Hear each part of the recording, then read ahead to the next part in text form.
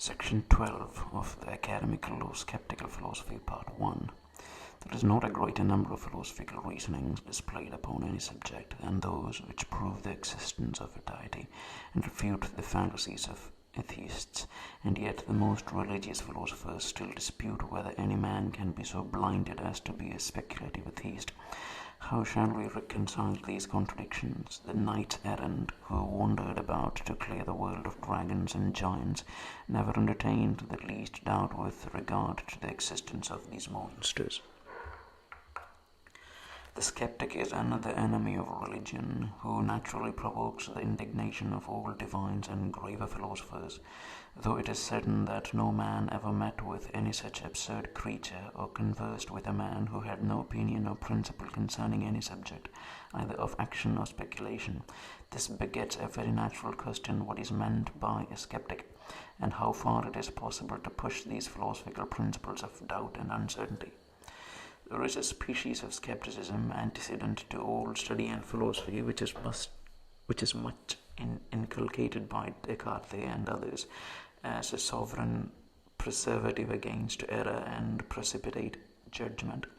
It recommends a universal doubt not only of all our former opinions and principles, but also of our very faculties, of whose veracity they say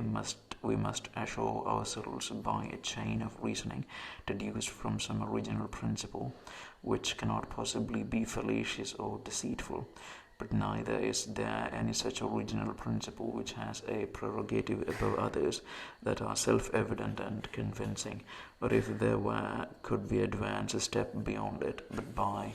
the use of those very faculties of which we are supposed to be already diffident. The Cartesian doubt, therefore, were it ever possible to be attained by any human creature, as it plainly is not, would be entirely incurable, and no reasoning could ever bring us to a state of assurance and conviction upon any subject. It must, however, be confessed that this species of skepticism, when more moderate, may be understood in a very reasonable sense, and is a necessary preparative to the study of philosophy by preserving a proper impartiality in our judgments and weaning our mind from all those prejudices which we may have imbibed from education or rash opinion. To begin with clear and self-evident principles, to advance by timorous and sure steps, to review frequently our conclusions and examine accurately all their consequences, though by these means we shall make both a slow and a short progress in our systems, are the only methods by which we can ever hope to reach truth and attain a proper stability and certainty in our determinations. There is another species of skepticism consequent to science and inquiry, when men are supposed to have discovered either the absolute fallaciousness of their mental faculties, or their unfitness to reach any fixed determination in all those curious subjects of speculation about which they are commonly employed. Even our very senses are brought into dispute by a certain species of philosophers, and the maxims of common life are subjected to the same doubt as the most profound principles or conclusions of metaphysics and theology. As these paradoxical tenets, if they may be called tenets, are to be met with in some philosophers, and the refutation of them in several, they naturally excite our curiosity and make us inquire into the arguments on which they may be founded. I need not insist upon the more trite topics employed by the skeptics in all ages against the evidence of sense, such as those which are derived from the imperfection and fallaciousness of our organs, on numberless occasions, the crooked appearance of an oar in water, the various aspects of objects according to their different distances, the double images which arise from the pressing one eye,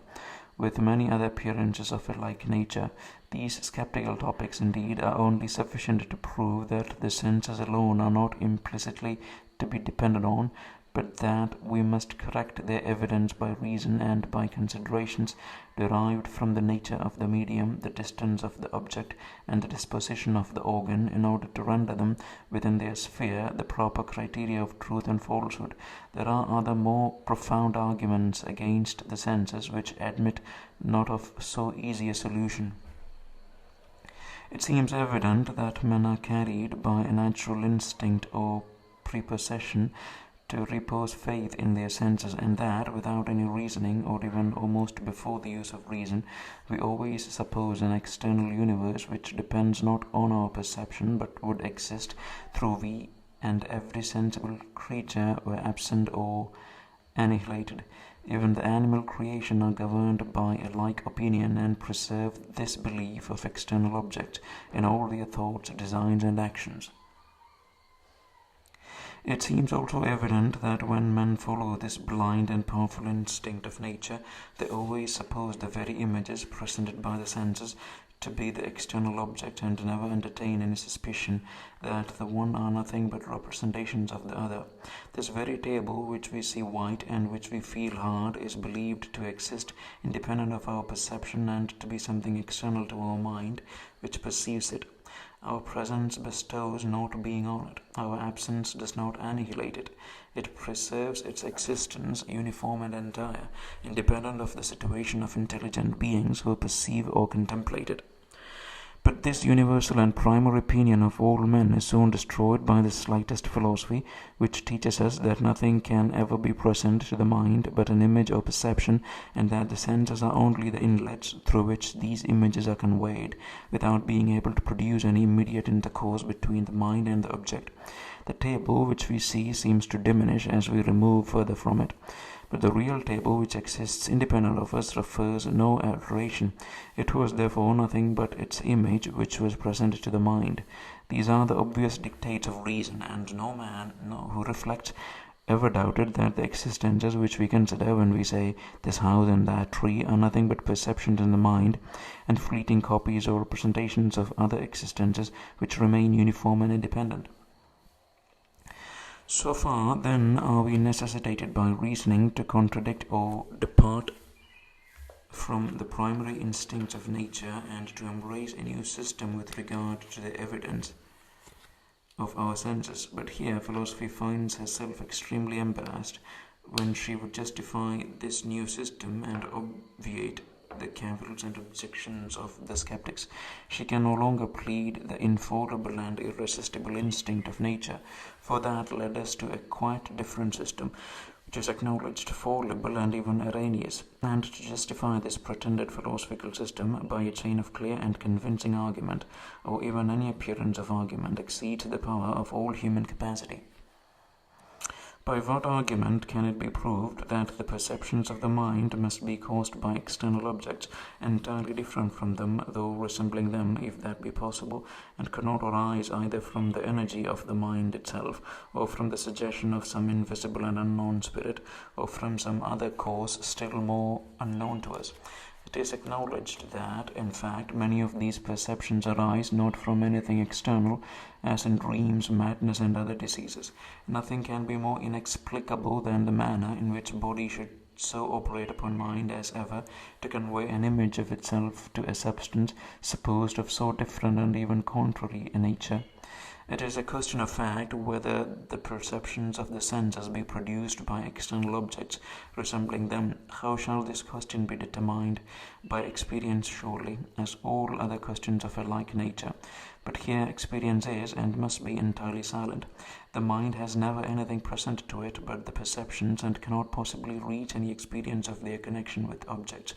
The supposition of such a connection is, therefore, without any foundation in reasoning. To have recourse to the veracity of the Supreme Being in order to prove the veracity of our senses is surely making a very unexpected circuit. For his veracity were at all concerned in this matter, our senses will be entirely infallible, because it is not possible that he can ever deceive. Not to mention that, if the external world be once called in question, we shall be at a loss to find arguments by which we may prove the existence of that being or any of his attributes. This is a topic, therefore, in which the profounder and more philosophical skeptics will always triumph when they endeavour to introduce an universal doubt into all subjects of human knowledge and inquiry. Do you follow the instincts and propensities of nature, may they say, in assenting to the veracity of sense? But these lead you to believe that the very perception or sensible image is the external object, is the external object. Do you disclaim this principle in order to embrace a more rational opinion that the perceptions are only representations of something external? You here depart from your natural propensities and more obvious sentiments, and yet are not able to satisfy your reason, which can never find any convincing argument from experience to prove that the perceptions are connected with any external objects.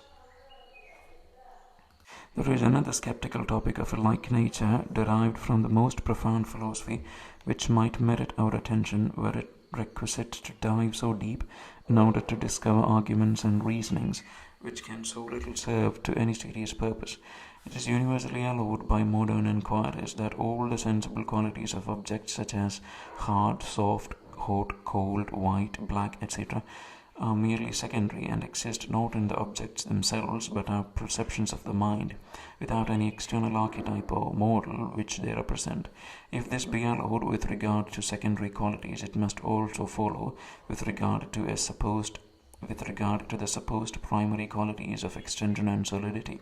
Nor can the latter be any more entitled to that denomination than the former. The idea of extension is entirely acquired from the senses of sight and feeling, and if all the qualities perceived by the senses be in the mind, not in the object, the same conclusion must reach the idea of extension, which is wholly dependent on the sensible ideas or the ideas of secondary qualities. Nothing can save us from this conclusion but the asserting that the ideas of those primary qualities are attained by abstraction, an opinion which, if we examine it accurately, we shall find to be unintelligible and even absurd. An extension that is neither tangible nor visible cannot possibly be conceived, and a tangible or visible extension which is neither hard nor soft, black or white, is equally beyond the reach of human conception. Let any man try to conceive a triangle in general, which is neither isosceles nor scalenum, nor has any particular length or proportion of sides, and he will soon perceive the absurdity of all the scholastic notions with regard to abstraction and general ideas. Thus, the first philosophical objection to the evidence of sense or to the opinion of external existence consists in this, that such an opinion, if rested on natural instinct, is contrary to reason, and if referred to reason, is contrary to natural instinct, and at the same time carries no rational evidence with it to convince an impartial inquirer. The second objection goes further and represents this opinion as contrary to reason, at least if it be a principle of reason that all sensible qualities are in the mind, not in the object.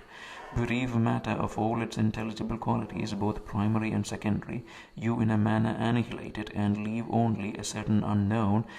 inexplicable something as the cause of our perceptions, a notion so imperfect that no skeptic will think it worthwhile to contend against it.